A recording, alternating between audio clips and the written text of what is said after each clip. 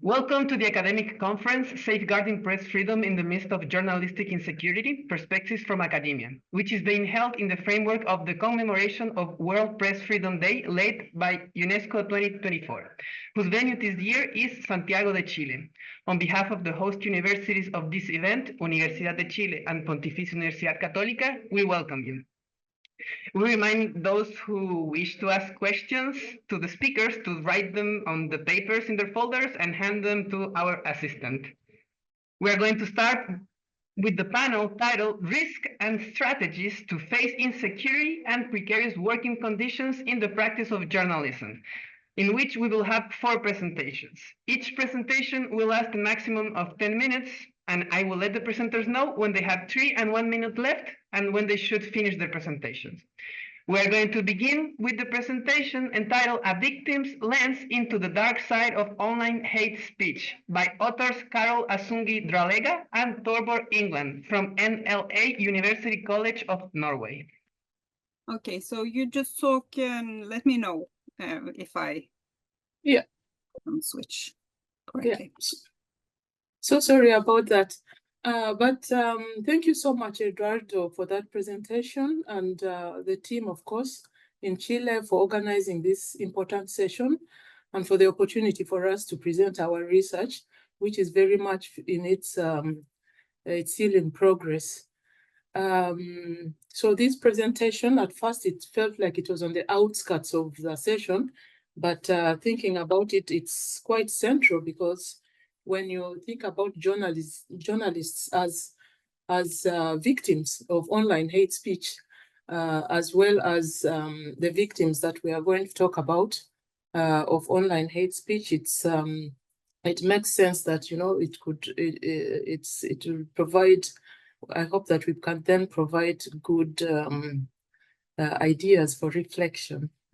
So this presentation focuses on victim, or would I call them survivor experiences or perspectives on online hate speech, of course, from a Norwegian perspective.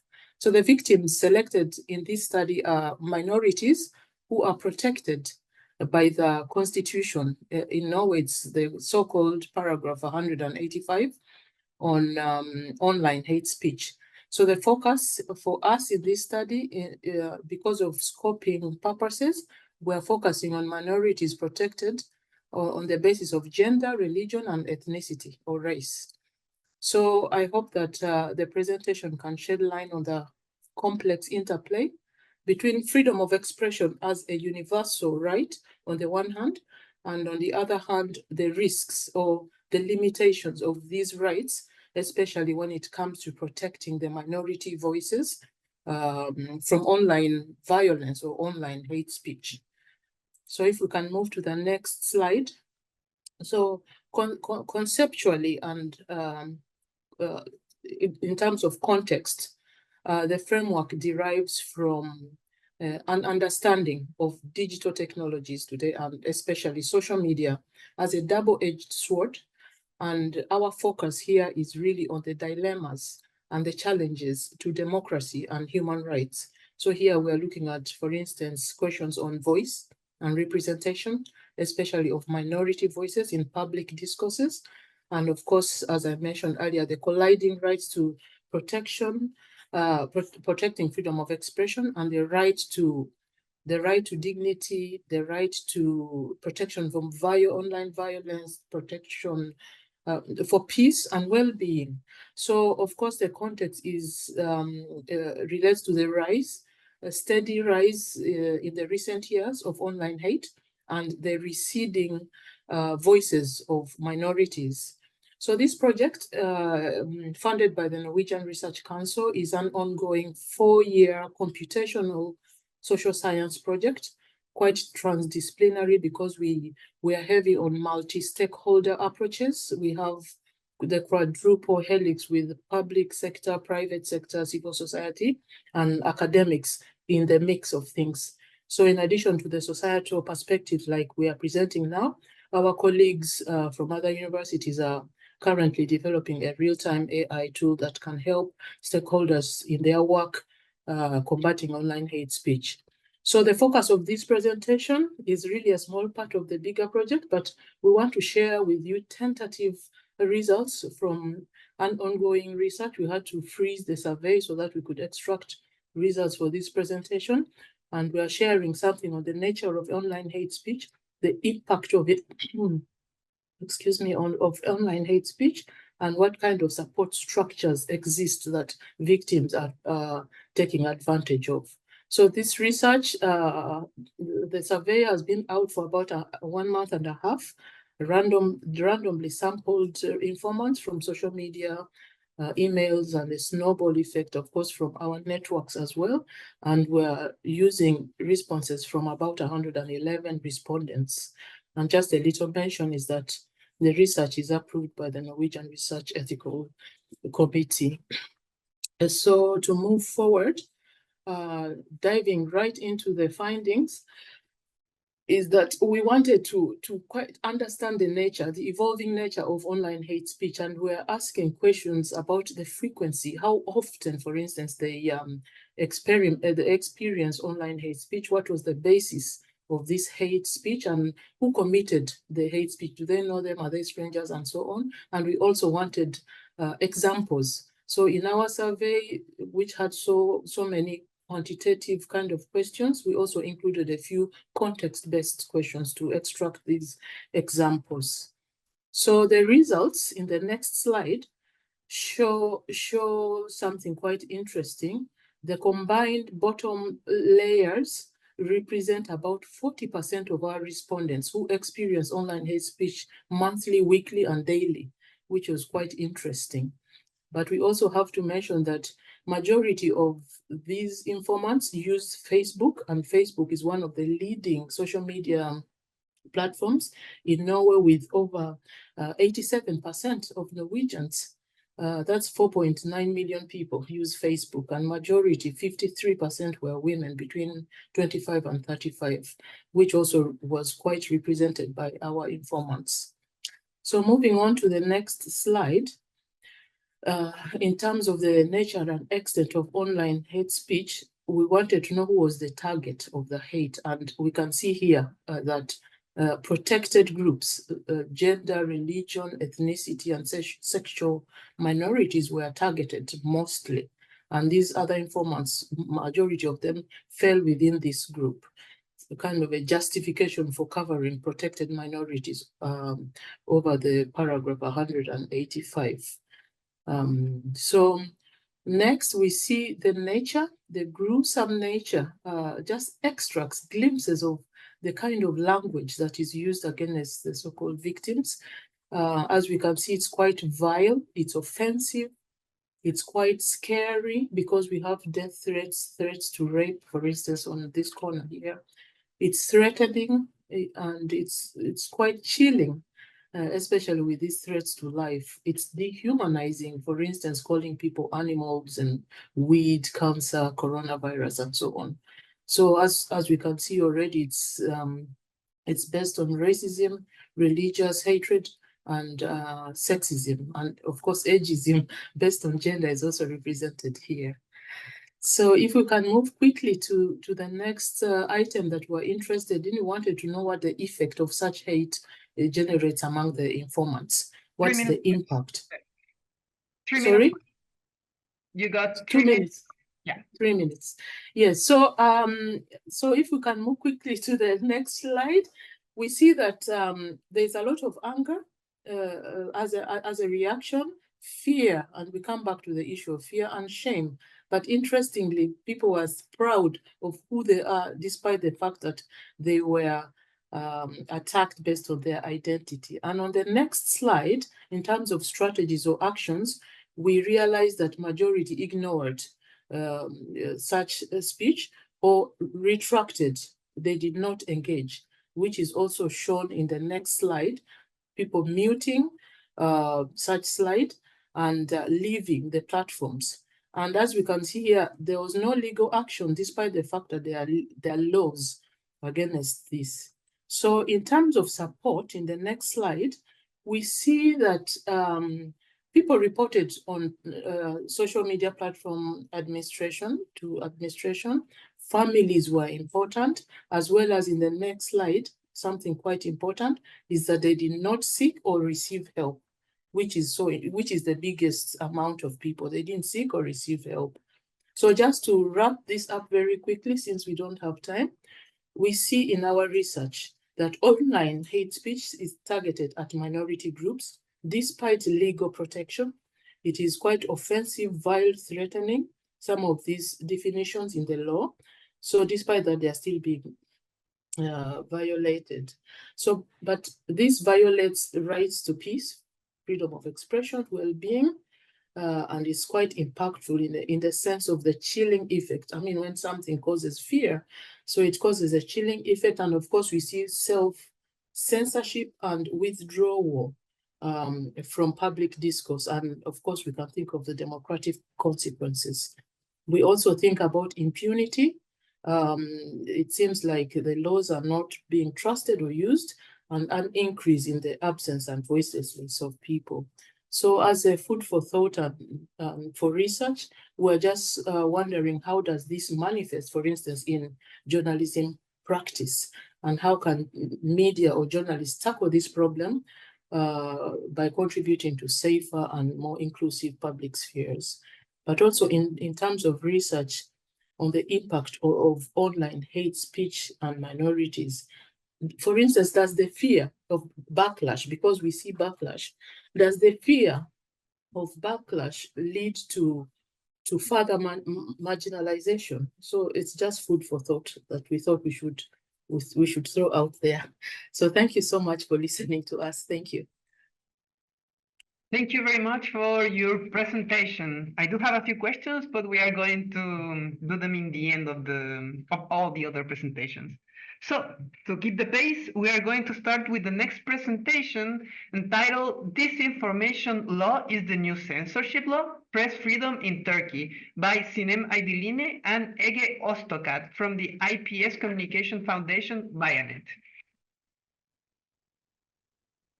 Hello, thank you for having us. I am Öztokat. I am a lecturer at Istanbul Bilgi University, and my colleague Sinem Aydınlı, Dr. Sinem Aydınlı, is a lecturer at Istanbul Kadir Has University. We both work at IPS Communication Foundation, and today we wanted to give you a frame work on what is happening currently in Turkey. This is the most important threat to freedom of expression in Turkey today. So we want to present the data gathered by our Communication Foundation and bianet, our news organization that is a rights-based independent platform. Is my screen okay? Yeah. Okay, thank you. President of the Republic of Turkey and the Justice and Development Party have been ruling Turkey since 2002, and they have become increasingly authoritarian in the recent years, and consolidating significant power through constitutional changes and by imprisoning opponents, critics, specifically journalists. Media outlets are often censored, fined, or shut down, and journalists, specifically Kurdish journalists, are detained regularly. According to bianet's media monitoring reports, 2023 marked the return of Turkey to the category of countries that detain the most journalists for the first time since the attempted coup in July 15, 2016. In the World Press Freedom Index by Reporters Without Borders, Turkey declined further, ranking 165th, and Turkey is categorized as not free in 2023 in both the Global Freedom Index and the Internet Freedom Index, according to the reports by Freedom House. According to another report by the Reuters Institute, only 23% of respondents in Turkey believe that the country's media is independent, which is not surprising because currently 90% of Turkish media outlets are owned by companies who have political or economic relations with the ruling party, as shown by our Media Ownership Monitor project. In 2023, journalists were taken into custody on the grounds of disseminating misleading information to the public law. It's a very new law, and it is publicly known as the Disinformation Law, added to the Turkish Penal Code. In November 2021, the governing bodies began to work on this law with the claim to impose sanctions on fake news. In May 22, the censorship law, as dubbed by the opposition, was proposed to the parliament. The government, which introduced new regulations on online news websites and included provisions making it more difficult to obtain a press card, reveal its real intentions with the 29th article of the proposal. The special penalty clause for news against the government includes publicly disseminating misleading information and threatens a prison sentence from 1 year to 3 years. And this disinformation is obviously the government is the only authority that defines what is disinformation and what is true or false. Therefore, with its vague definition, this law proposes that any critical information can be used against the person for a prison sentence. And also this was passed and used against local journalists who are reporting on the February 2023 earthquakes and the government's response to the urgent issues in the region, and also the May 2023 general and presidential election. It's important to note that during the drafting of the law, the government did not meet with journalism organizations or civil society.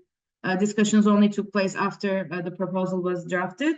The new provision has been criticized by the Parliamentary Assembly of the Council of Europe and the Venice Commission. However, the Turkish Constitutional Court rejected a request for its annulment on November 8, 2023. It's safe to say that Turkish authorities now have the right to control and, if necessary, restrict online free speech in ways that would be unthinkable in any democracy. For instance, several hundred cases were launched against social media users on the basis of the law in relation to the government's post-earthquake response. The opposition, the main opposition party, Republican People's Party, leader was the first high-profile public figure to be charged with disinformation based on his criticism of the government's response. Moreover, Sinan Aygül, a journalist, was the first journalist to be indicted under this new law and is tried for 10 months of prison sentence. The media monitoring database, another project of our foundation, lists that 16 journalists have been taken into custody or investigated or arrested on charges of disseminating misleading information to the public.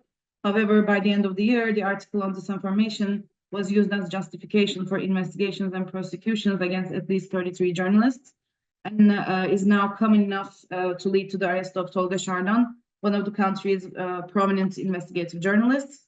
And we know that at least 9 journalists were targeted for their reporting or social media posts regarding the earthquake. It's argued that one of the most problematic aspects of the article is that it makes everyone a potential offender by not distinguishing between the creation or dissemination of the content. Even if you retweet any news on social media that the government then decides is false, can make you a perpetrator of this offense. Moreover, the general opinion from opposition also mentions that this type of offense argues that a person must act with a specific intention, and the act must be capable of threatening public order and general health. More than that, the offense gives judges and prosecutors a freedom of interpretation in 2 important areas. First is interpreting the intention of the person regarding the information they produce or disseminate, and second, interpreting capability. The wide scope of this vague definitions allows for the punishment of any expression that is incompatible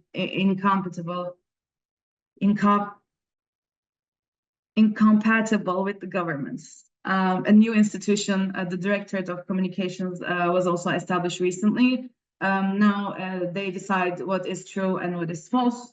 It's a powerful tool for, they, in quotes, our struggle for the truth, according to an official press release. But the work they do shows that they're only noting disinformation in the news by news organizations that oppose the government.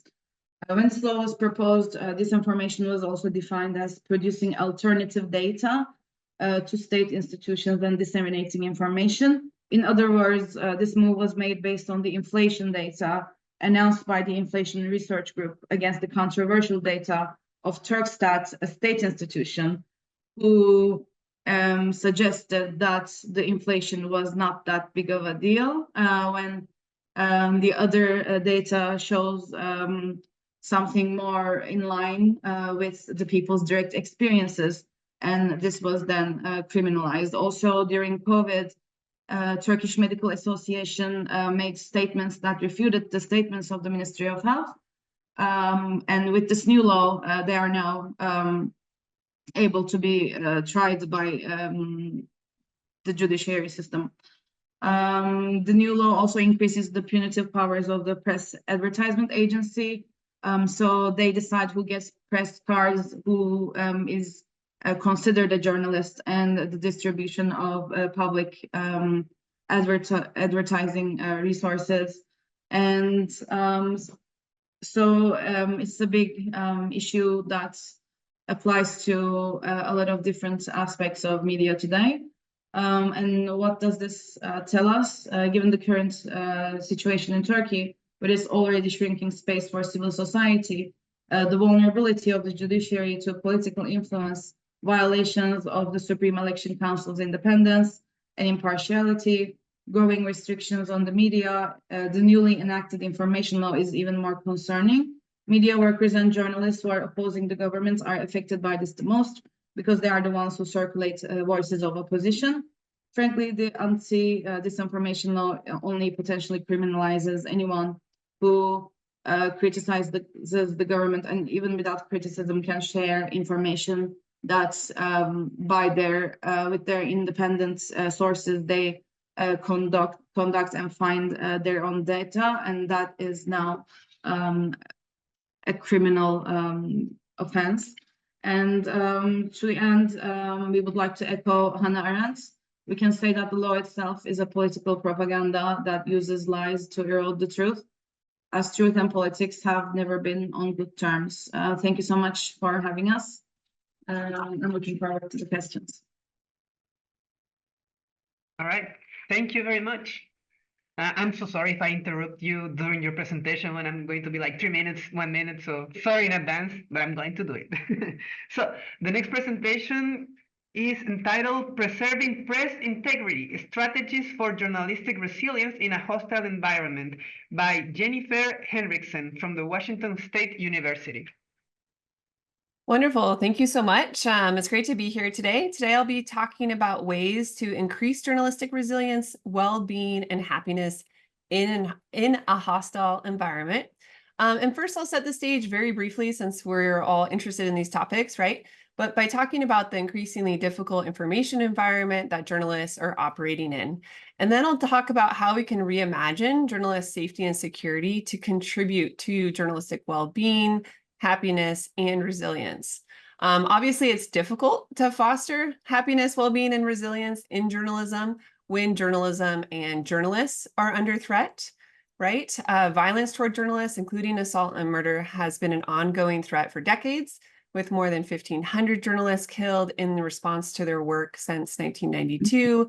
And this comes from the Committee to Protect Journalists.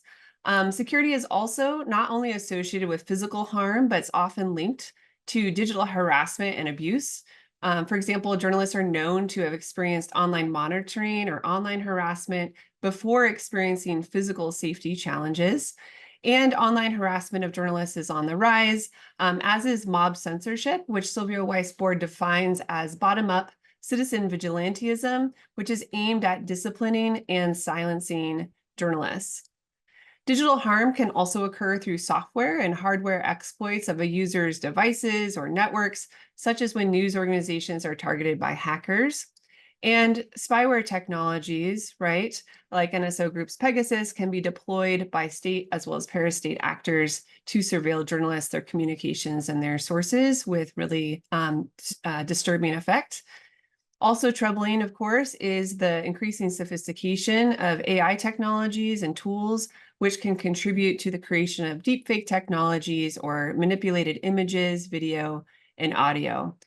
We also know that AI is increasingly being weaponized through coordinated campaigns that utilize artificial intelligence properties, as well as the internet's technological infrastructure to spread disinformation, to harass dissenters or journalists into silence, and to contribute to an increasingly polluted information ecosystem. The increasing ubiquity and interconnection of our digital technologies generate data and metadata, right, about ourselves, our networks, our locations, and our habits, which in turn implicates key tenets of journalistic practice, such as communicating with sources to obtain information that helps to hold powerful actors as well as interests to account. Now, these physical safety challenges and digital insecurity have impacts, right, on journalistic happiness, well-being, and resilience. Continued assault can result in trauma, self-doubt, psychological exhaustion, which can in turn lead to disengagement, disassociation, self-censorship, and limited journalistic autonomy, right? And that's been established in a lot of different literature over the years. So obviously these are major challenges, right, that require multi-pronged solutions at individual, organizational, intergovernmental, even societal levels, which entities like UNESCO and others are examining. My intervention today is about reimagining journalist safety and security to contribute to happiness, well-being, and resilience. And to do so, it's worth reflecting on the hierarchy of needs that American psychologist Abraham Maslow theorized in his paper, A Theory of Motivation. Now, this hierarchy suggests that people require certain basic needs to be met before higher needs can be pursued or achieved. For example, the physiological needs of sleep and food need to be met before personal safety needs can be achieved. After those two basic levels are fulfilled, individuals are able to experience the third level of Maslow's hierarchy, which comprises love, belonging, and connection. And a level higher up, the fourth level, is where individuals experience esteem and happiness. So this image is obviously very concrete, right? And the levels are not necessarily that concrete. They can overlap to some extent, but that is all to say that the level that I'm most interested in talking about today is that fourth level, or the esteem level, where happiness can occur. Now, happiness is obviously a complex concept in some ways, right? It can be complex, it can be ephemeral, it can be subjective, right? There are a lot of different attributes to happiness. Journalistic happiness has also been construed as subjective well-being, right? So happiness and well-being tend to fall in two related categories: enjoying what you do and finding what you do is meaningful. Resilience is also closely related because it refers to the ability to successfully adapt to different stressors and maintain psychological well-being in the face of adversity. Oops, sorry, let me not go ahead. So conceptions of happiness and well-being also obviously vary across cultures and countries, and journalists can strive for these attributes in various ways.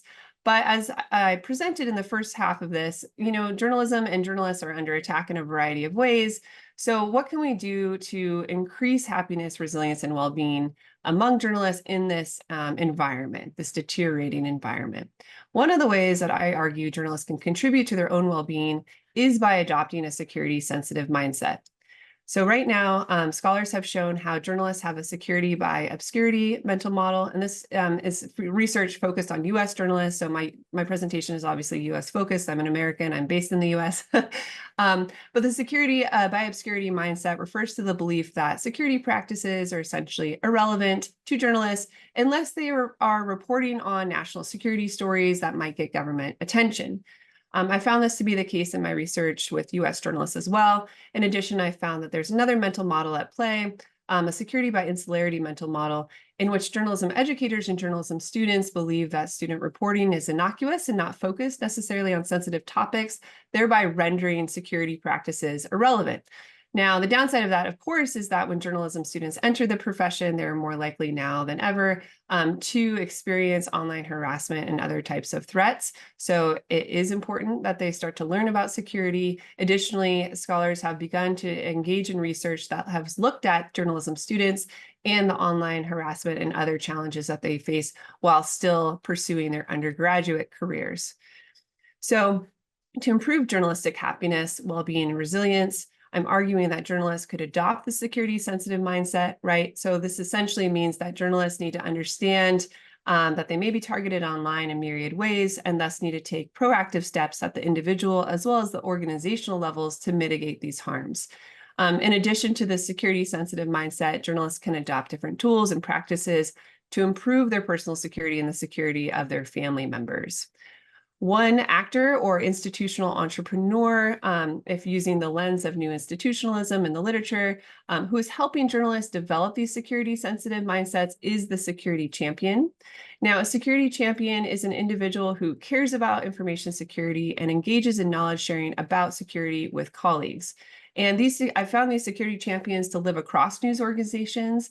They can help to foster the cross-pollination of security knowledge. And they do this through knowledge sharing, advocacy, and by bringing external actors who are focused on security into the newsroom to share security-related expertise. And I argue that, okay, news organizations need champions at different levels to allow a security-sensitive mindset to be infused into policies, guidelines, as well as general knowledge sharing. Now, security champions share information about security and motivate individuals in the newsroom to utilize resources that help to protect themselves online, such as the use of password managers, right, to generate more complex, unique passwords to help secure their accounts, as well as two-factor authentication or multi-factor authentication that also helps to protect one's accounts and devices. Another way to improve information security cultures within the newsroom is by having security champions encourage journalists to create risk assessments. And a risk assessment basically means walking yourself through a series of questions about information that you have and how to protect it, and then actually developing specific strategies and tactics to carry out those aims. News organizations could also implement SecureDrop, which is an anonymous whistleblowing submission platform that allows sources to provide documents without comprising their identity. In addition to these technical solutions, there needs to be more policies related to digital security within newsrooms to ensure journalists know what and how to use particular tools to mitigate the attacks against them. There are a lot of social media policies in place in newsrooms in the US, but security policies, in my research at least, have appeared less common, or at least less written down. So the creation of a security-sensitive mindset, the implementation of security tools and practices, and the infusion of security champions in newsrooms can all contribute to a more robust culture of security, which in turn can help keep journalists, their sources, and their communications safe. It also contributes to journalistic happiness, well-being, and resilience because it enables journalists to mitigate some of the abuses that they're facing in their workday, and thus helps them to continue doing important work that is meaningful for them, and also to greater society.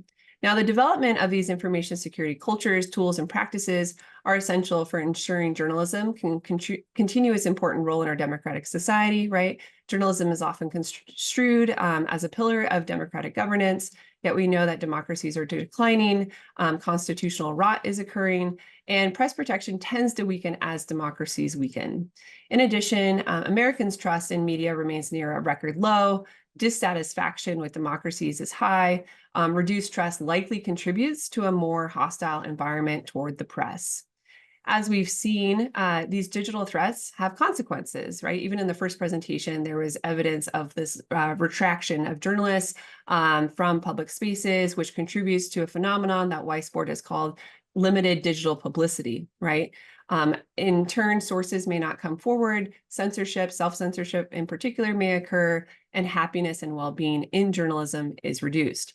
Therefore, it's very important that journalists and their news organizations engage in security practices in order to improve journalistic happiness, well-being, and resilience so that journalists can continue to carry out their important roles in democratic society. With that, I will end, and I look forward to your questions. Thank you very much, Jennifer. We're going to go with the last presentation entitled Inking Toward a Network Cybersecurity Framework to Protect Exiled Journalists by Sheila Lalwani from the University of Texas at Austin.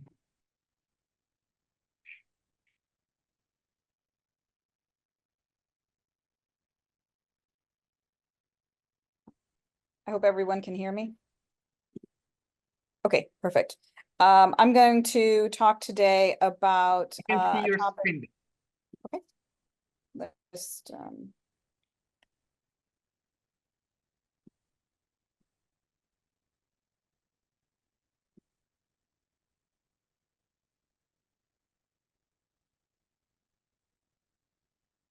is this better? That's better, yeah. Now it's Perfect. clear. So the title of my presentation is Toward a Networked Cybersecurity Framework to Protect Exiled Journalists. It fits in nicely with what we've been discussing and what this conference is really all about in terms of freedom of expression, journalist safety. And over the course of the last several months, what I've been looking at are initial steps from civil society organizations in the US and the European Union to safeguard exiled journalists from surveillance and spyware. The presentation that I'll make today should clock in at about 8 minutes, but keep me honest and make sure I don't go over the 10-minute allotment. So the introduction first is, what is exile journalism? This is a term that has evolved over the last several years. We know that there was a strong exile journalism population that fled Germany during the Third Reich. We know that the Third Reich took its inspiration from Stalinism during the Great Purge in terms of how exiled journalists and journalists as a whole were treated. But over the last several years, what we've seen is that exile journalism as a term has really changed. It's not so much writers, living in exile. It's not diaspora journalism. The field has become more comfortable with the idea of exile journalism and exile journalists. Exile journalists that I use in this study really build upon the work of Rana Arafat and the work that she's done with Syrian journalists and diaspora journalists, and the shift to exile journalists, meaning journalists who have fled their countries seeking political asylum and others, specifically because they are journalists.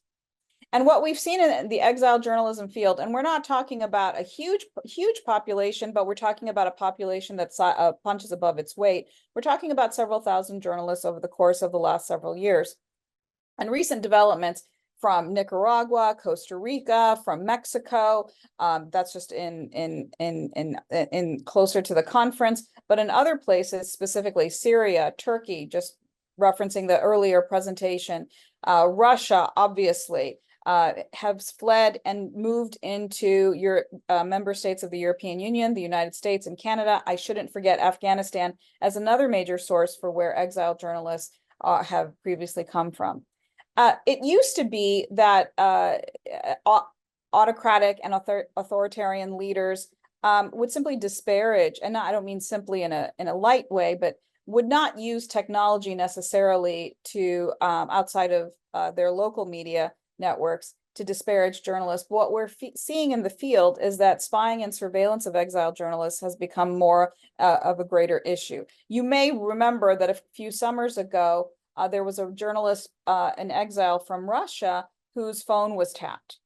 And she was calling on the European Union to strengthen laws to protect journalists in exile. And what we've seen over the last several years is that this is not as uncommon as we might think.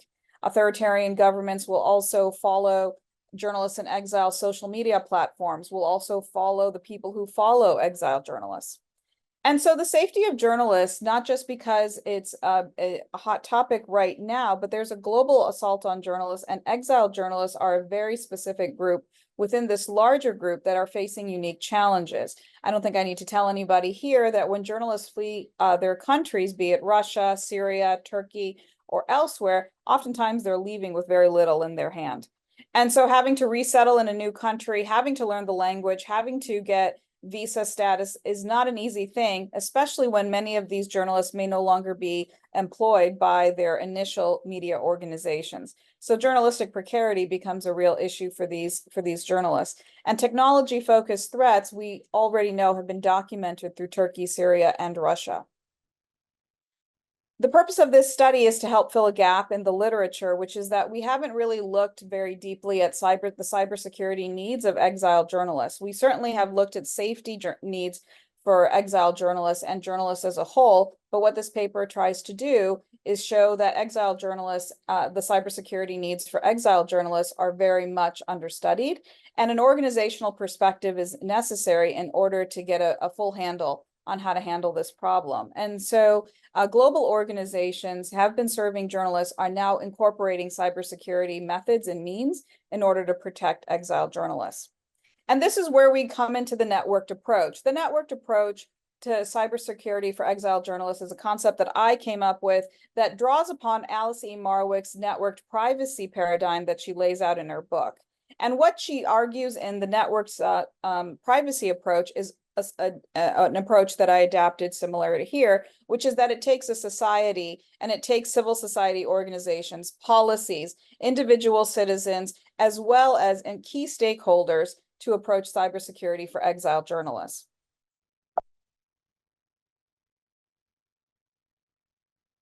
Just admitting somebody into the room.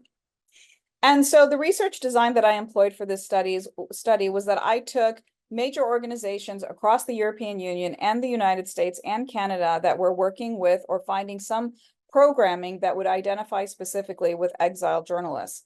I focused on programming that was specifically interested in spying, privacy, surveillance, and digital safety. And then there was an analysis of how the support was provided to exiled journalists and how long it's been provided to exiled journalists. In many of the cases, these journalists, whether we're talking about CPJ, we're talking about the JX Fund, or we're talking about the Hannah Arendt Foundation or the Korber Foundation in Germany, growing visibility for the needs of exiled journalists, an expansion of programs, but also a heightened concern for cybersecurity. Many of the journalists who are coming from certain states do not necessarily speak English or be tech savvy. This can make them particularly vulnerable to cybersecurity hacking. When I say hacking, I mean that in a very specific way. I mean that chips, I mean their phone can be watched. I don't mean just following them in terms of journalistic stalking. I mean using tech in order to surveil journalists living in other countries. Obviously, from the European Union standpoint, this brings up profound jurisdictional challenges, and the European Union has proposed a recent law to help curb and hold countries that surveil journalists living in European member states accountable, but it has not. It's still very much a work in progress, and many journalists say that it doesn't go far enough. What I also found in the programming for these organizations was that there's quite a bit of variance in terms of what they're offering, and these organizations themselves are constrained in what they can offer, how frequently they can offer. And so some of the more successful organizations have been able to provide mini courses on how to protect your privacy, mini courses on how to protect your sources, mini programming and training events on other aspects of cybersecurity. And so there's a variance here in terms of how organizations are responding to the cybersecurity needs of exiled journalists. You have 3 minutes left. Okay, perfect. Ultimately, the steps that I'm trying to build through this study is that a networked approach is slowly forming, but there's still gaps in terms of this networked approach. And this also leaves out exiled journalists who are living in other countries outside of the European Union and North America who also need cybersecurity support. And so there's certainly a need for this. There's certainly development, and journalism organizations are making efforts to respond to this need. It's not clear to me yet how sufficient it will be in the next few years, but this is a recent development for exiled journalists and cybersecurity. In the future, there are a few research questions that I still think need to be further delved into in order to complete this study, but in order to really understand how cybersecurity is going to affect the digital safety of journalists themselves. It certainly seems to me that Russia and Turkey and Syria have not been held accountable for targeting journalists, and so it'll be interesting to see what legal responses follow. Thank you very much to all of you for listening to this presentation, and thank you very much to the organizers for organizing this important conference, and we keep going. All right, thank you very much, Sheila. So it's 12:32. We do have around 28 minutes to create a dialogue. Si tienes alguna pregunta, también quedamos atentos. And so right now we are going to pass to the Q&A part of the session. So there are no questions right now, neither on the chat nor in the room. So, and I do have like observation points, and I'm wondering because you all touch different subjects, right? In the last presentation, the one that Sheila did, she talked about the importance of being tech savvy. And I was also wondering how can our institutions actually answer to these problems? You talked about courses, Jennifer talked about being a security champion. So there are some ideas that can help to build some resilience or security strategies, right? So I was wondering if any of you, this is not for one single presenter, if you want to go deeper on that, how can we answer to all of these risks and problems that we have right now when it comes to our freedom of expression, journalist security, and also with this particular difficulty that our institutions normally don't have or might not have the means to actually give a full answer, or we have situations like Turkey where it's the opposite. These institutions that theoretically should protect journalists are actually persecuting them. So I don't know if you have any idea, reflections around all this. I think I can answer part of it, but I would love for this to be a group just short discussion. So you're absolutely right. Some organizations have the capacity to address cybersecurity needs and the security needs of journalists, exile journalists, and some are still developing them, and some are, still trying to figure out how to do that. So internal capacity and organizational capacity is key for the safety of exile journalists. What I found, and I think I mentioned this, I probably could have talked about it more, was that these organizations really vary in what they can offer, but there's also, and this is something that I find really interesting, there's also some organizations are better positioned than others. And so it's not just a question of funding, although that's a huge part of it. That's a huge part of it. The European Union, for example, one of the reasons I selected the European Union is because so many exiled journalists from Russia are living in Latvia, Lithuania, Amsterdam, Berlin. The largest population of exiled journalists from Turkey, I believe, lives in Berlin. And so these are for us, for me in this paper, this is a global issue. For these environments, it's local. And so that changes your perspective. And so when the European Free Media Act was initially proposed, I believe in 2023, the sentiment was that this is a problem that's happening to a number of European member states and we need to be on top of it. Now, if you want to look at the specific example of Afghan exile journalists, based on the research that I've done, the conversations that I had with civil society organizations, Afghan exile journalists, even within the exile journalist community, face unique challenges, especially in terms of cybersecurity and especially in terms of digital security. And so some organizations are specifically, and because of concerns with gender and cultural sensitivities, this also factors into programming. My paper doesn't at all discuss the cultural factors with exile journalists, but it does merit mention. And so just to wrap up, it's very varied, and funding is a big part of it, but it's also just the perspective of the local versus global. And it's also how to get a handle on what specific piece of cybersecurity you're talking about. Are you talking about spying, surveillance? Are you talking about privacy? They're all connected. But in terms of developing programs and in terms of developing support, what I have found is that organizations focus on one over the others. I hope that helps. Yeah, I'll jump in as well. So what I was trying to sort of show in my presentation is that at the individual level, journalistic safety and security can be improved in part by changing one's mindset towards security. So rather than this idea that it doesn't matter, it doesn't affect me, it's trying to make it a more proactive understanding of the different types of concerns that are out there. And in my research, I've found that journalists who have had colleagues who have been attacked or even family members who have been attacked online, so through online harassment or mob censorship or doxing or things like that, they're more likely to take it seriously and think that it could happen to them, right? Because there's that relational aspect. But those who are a little bit further removed from the so-called front lines of like social media and the news organization are somewhat less likely to view it potentially as an issue. Of course, it varies depending on who you have at the editorial level.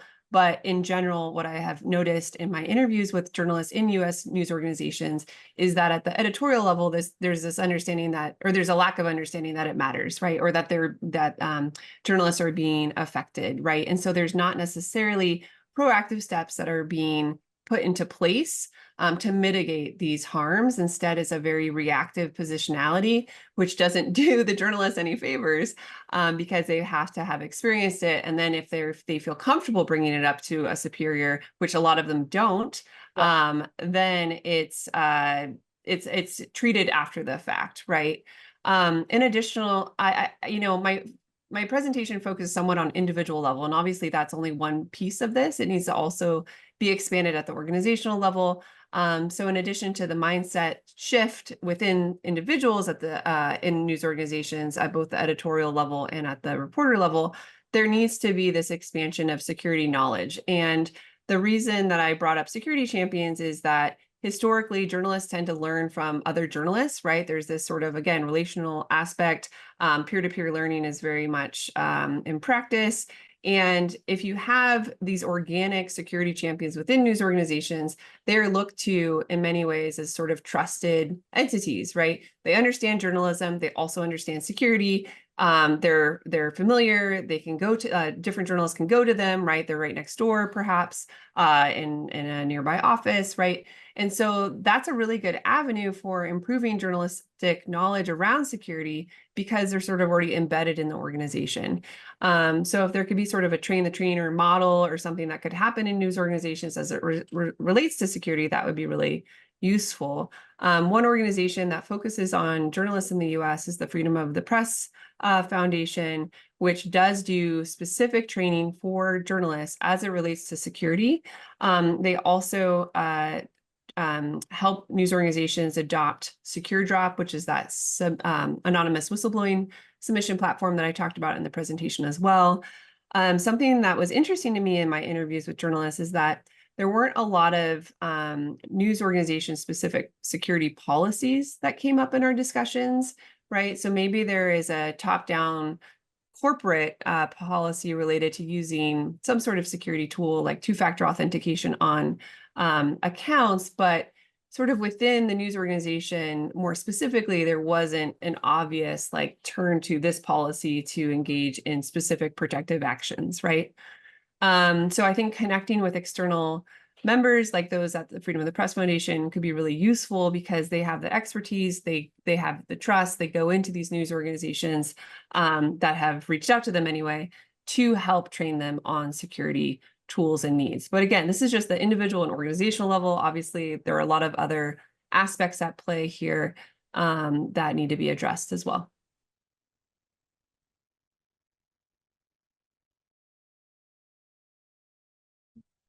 Thank you, Jennifer. I don't know if anybody else from the presenters want to keep the train of thought going, because we do have yes, sorry. If I can just jump in here. I do agree with what you're saying, and I would like to pick on the issue of networks that I think it's Sheila who talked about networks, and Jennifer's talked about multi-stakeholder participation. And we see this in our perspective when we look at minorities and the issues of voice online. As we saw from the results, minorities did experience online hate speech, but they did not report this to police. I think only 2 of them did. and neither did they reach out to NGOs.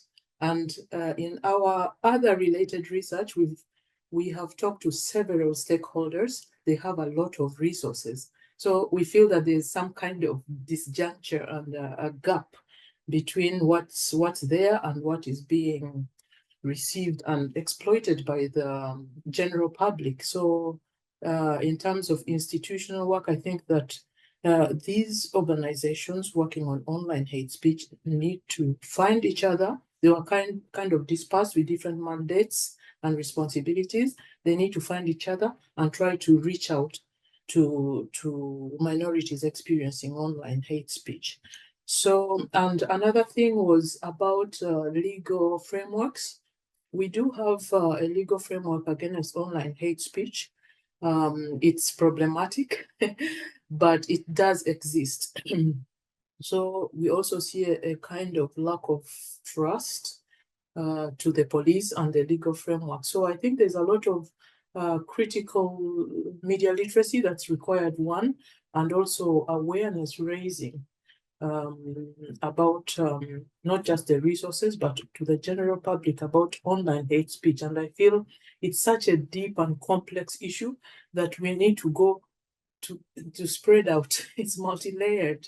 So looking at, primary socialization, secondary socialization with institutions and so there's a need to be a concerted effort to combat this challenge. But I mean, from the perspective of online hate speech against minorities. Thank you. I can add, we have time. I think when we think of resilience as a civil society organization who's also operating the biggest independent rights-based news organization in a country where freedom of expression is not a given, I think our first concern is financial stability. And the other is organizational structures and keeping them updated. Like technically, you are a media organization, but when you're constantly threatened, it makes it harder to learn and update our systems regularly. When we're in a loop of constantly reacting to interventions. So I think knowledge sharing between organizations is very crucial for us. We learn so much when we get together with other civil society organizations or other journalistic institutions, because based on collective learning, we can avoid some of the threats that concern all of us.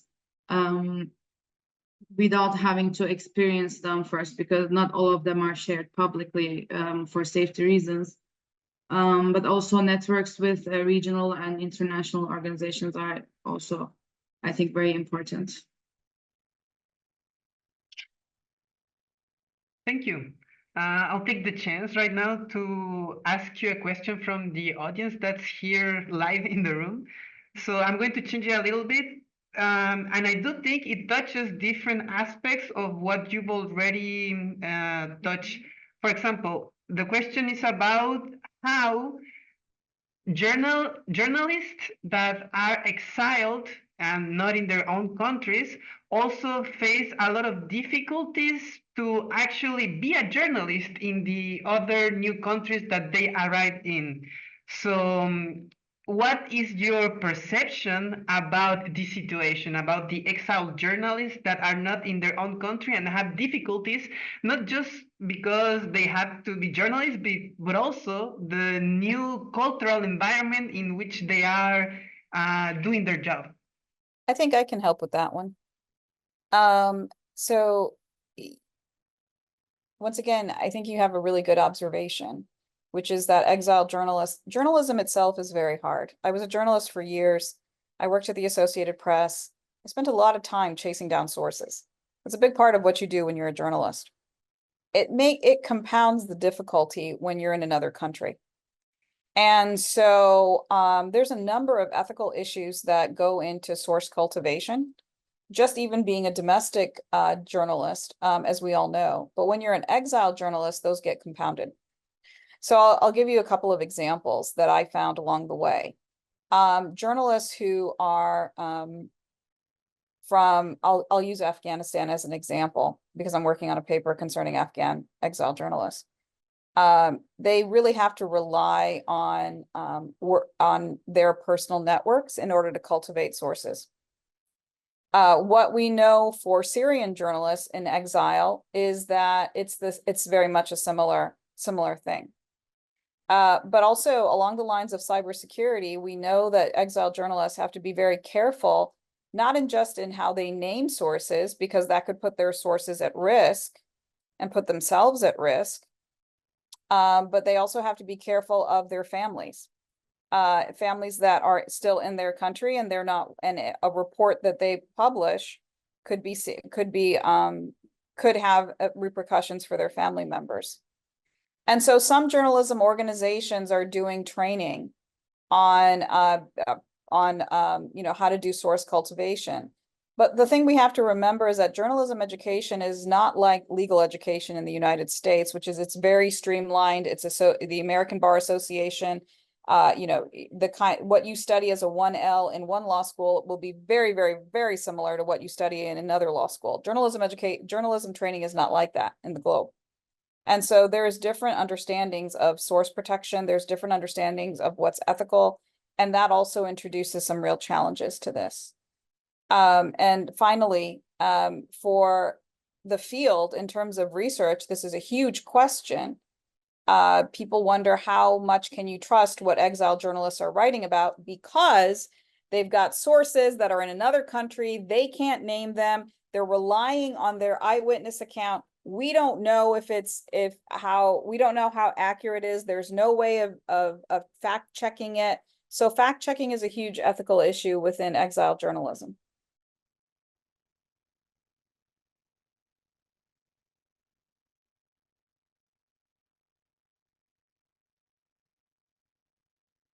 I don't know if anybody else wants to also comment on that.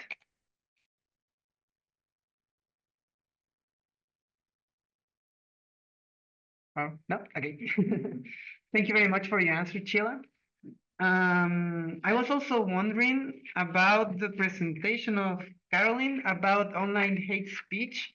And you did talk about how there are some specific group targets, and you mentioned some religions and minorities, and how it also contributes to the feelings of fear, anger, and shame.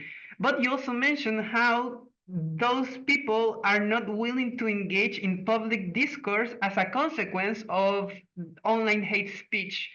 So I was wondering if you can develop a little bit more on the implications on what it means for minority groups to not feel free to be able to participate in the public sphere, because to me it seems like it's another thing that we have to take into consideration when we talk about inclusion, integration, and actually making people feel part of the new society that they are arriving. Sorry, it's my machine. Yeah, so that's a really important question and a concern for us in the research, because as we can see, minorities being marginalized, there is a need for them to take part, as active citizens and members of a community in the public discourses, and by threatening them into silence, we see that the public sphere is reduced, or rather their voices are muted. And in a democracy, that's not a good thing. We would like to have a plurality of voices. So that's a quick answer I can give you. It's a danger which needs to be corrected. I don't know if Torborg, you have an addition. All right. We do have a few minutes left, which is around 6 minutes. So it's a little bit short of time to go to a more large or deep question. So in my side, we're wrapping it up. I don't know if anybody of you want to give like a last comment or idea or something important that you want to focus on, or are we okay? I can, if anybody wants to continue the conversation, these were fantastic presentations, very much worth getting up for on a Saturday. This is my email. You're welcome to email me anytime you want. If you are in the spirit of transparency, that's my Gmail account. You're all welcome to email me if you want to continue the conversation. I thought these presentations were fantastic. Yeah, I also agree with you. Thank you very much for coming. It's a Saturday in the morning. I don't know what time it is in your country, so we appreciate It's coming to 7 in the evening here. But I do agree. Thank you so much for sharing your research. It's very useful. And I hope we can also get the presentations so we can reflect on them. Thank you so much. Yeah, I just wanted to say thank you. It was really nice meeting some of you and seeing some familiar faces in the room as well. And just thank you for organizing this and putting it all together for us to meet and talk and learn from one another. Really appreciate it. Yes, thank you so much. All right. Thank you very much. I am going to end the presentation right now. So then again, thank you very much. And feel free to look at the online schedule of all the other presentations that we are going to be having. We still have like 7 hours of different presentations. So feel free to join them. Most of them are going to be translated in English, and everything that's online is going to be streamed in English. So it's open to everybody outside of Chile too. Then again, thank you very much for being here.